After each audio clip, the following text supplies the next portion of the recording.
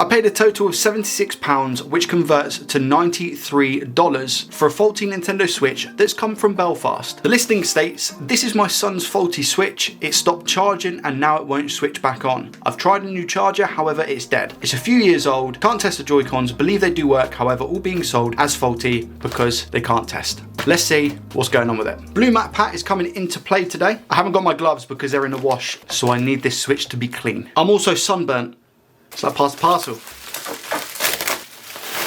We are missing a Joy-Con rubber pad thing here, and the condition isn't fantastic, but we're gonna give it a small wipe down. Actually, in all honesty, the state of this Switch is horrific.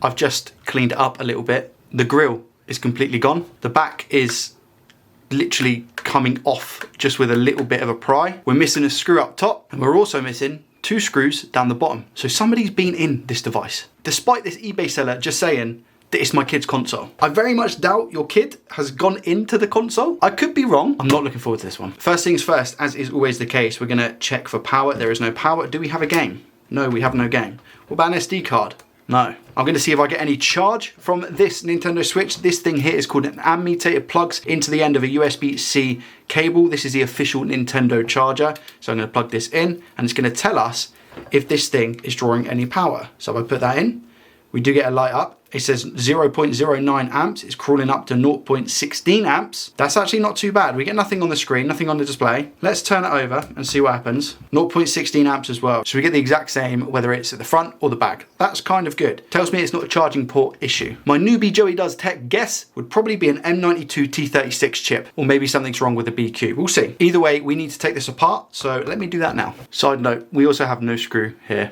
I don't Adam and Eve it. So I've gone to take this screw out up here, and somebody has already struggled with taking that screw out, and they've snapped the shielding that cools down the Switch. What have I walked into? Someone's gone down to board level on this as well, because this ribbon cable is not sat correctly. Do you know what? I don't even know if it's in the correct way. Can't really see anything obvious on the board. No signs of liquid damage, which is always a good sign. And most of the ribbon cables have been put back correctly, so we're looking okay. For now. Whilst I'm here, I'm actually going to test to make sure that this battery is getting a charge from when we plug the ammeter in. So if I plug this in, we can see that we're getting 0.12 amps, 0.16. I just want to see if we're getting a charge to the actual battery or not.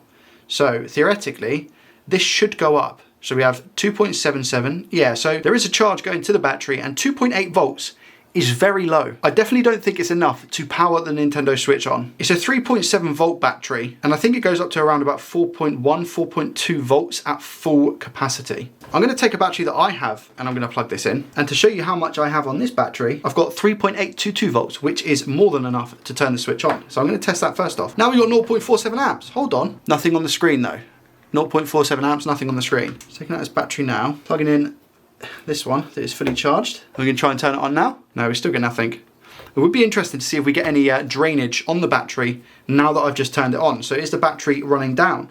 So if I put these back on in voltage mode, 3.782, so nothing's happening. If I try and press the button, the power button, does anything happen? No, so it's not going up or down. That would indicate to me that the Switch isn't turning on. Interestingly, I will say the little foam pads that keep the heatsink on aren't ripped. So I don't know if anyone's been deeper than just like replacing or trying to reseat this ribbon cable over here, which is really good news. I thought I'd just check it in RCM mode, and it's not in RCM mode, which is good. I'm glad it's not. RCM mode, I believe, is the mode that you can put the Switch into to hack the Switch. I think. I could be wrong. I'm just doing a real quick general inspection of the board to see if there's anything that jumps out at me. And so far, we're looking all right. There doesn't seem to be anything that in my head causes any red flags. That looks like just thermal paste, I think. Don't know why it's there, but seems like thermal paste. Connector wise, all good. Just checking the LCD connector as well. I don't think this has actually been taken out, the ribbon from this. I think it's been fine. I think that proves it. There's not a pin out of place. Again, really nice. The battery's getting charged, so I know that the port works. However, still we could just have a little bit of a gander. If there's anything in here, any bent pins or anything like that. That looks good as well. Let's turn it over and have a look at the back chips. Being honest, I have no idea what this chip does. I never have.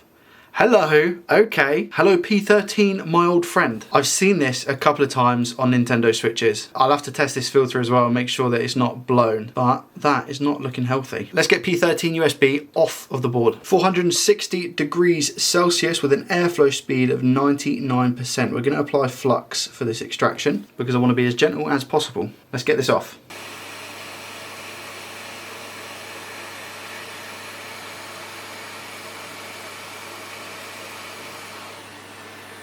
Give this a nice little clean whilst the board is hot.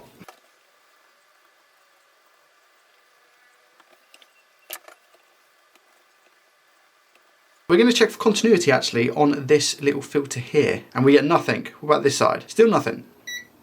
Because I'm not in continuity mode. Let's try that again. Do I get anything this side? I do. And this side? I do. What about cross? No. That's good. So on these little filters, you're meant to get continuity straight, but not diagonally. So the filter itself is fine. One thing I also have to check. I worked on one of these before where I had the exact same issue. This pad was so deep that it was ground. So it had like dug into more layers of the board where there was like a ground layer. So when I put the chip back on and it looked fine, I'd done a trace repair. This was then grounded, which meant that the whole chip didn't work and we had the exact same issue. We're gonna check and see if, so this is gonna be ground here, this pad. Is this grounded as well? No, it's not. All this should be then is a simple little wire. I might even go from here just to here, just to restore the trace, then put a new P13 USB chip on and see if it works. Do we have a short on this cap here? No, we don't. That's good. Let's do some trace repair. I think it's pretty wise to double check and make sure that we've got continuity running from here to here. Yeah, we do. A little bit of flux here.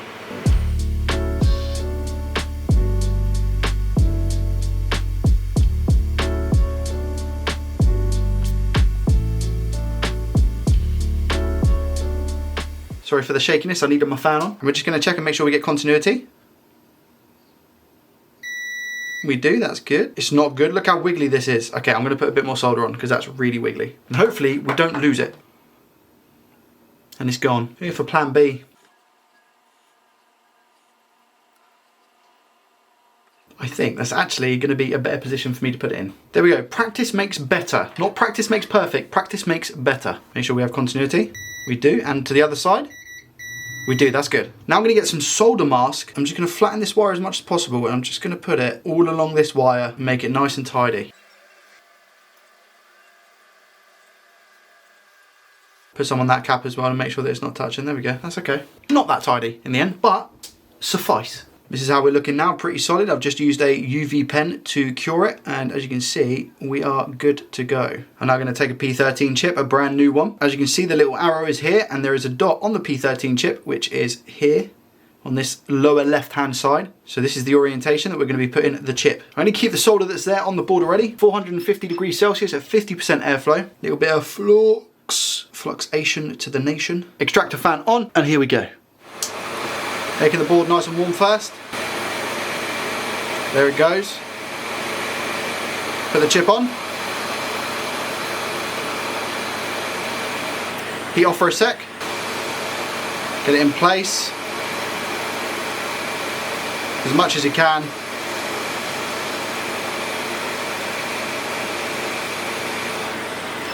It's a bit of a freehand job. That'll be okay. And then we're just going to apply some flux. Come in with the heat again and push down.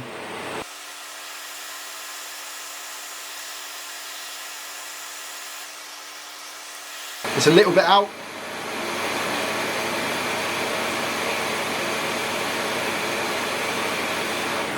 I think that should be alright. Let's add more flux there. Reason being just so we can take the iron and get rid of that little ball. Need a different tip.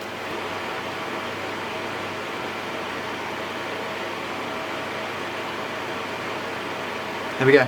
Now it should be good. My only worry is that there wasn't enough solder on it to bridge it to the P13 USB chip, but I think it's gonna be okay. I don't know if I can add a little bit of solder there and just make sure it connects, just to ensure that we have that connection. Just dab it like that.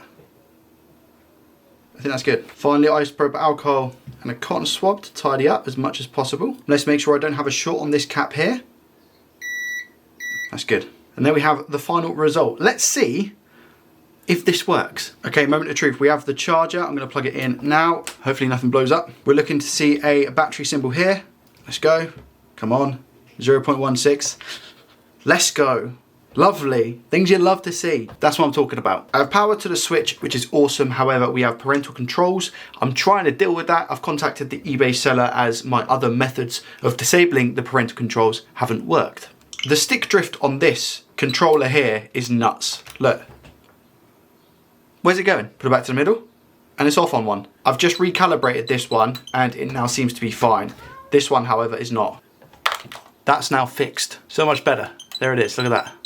Lovely. Does it read a game? So what I've got is Mario Party here. Does it pop up on the Switch when we plug it in? Yes, it does. First time. Do we get a second time? Yes, we do. Nice one. And this right here is a fixed Nintendo Switch. Feel free to check out this video where I try and fix more Nintendo Switches. Thank you so much for watching, and I'll see you in the next one. Peace. We tested it out on the dock as well.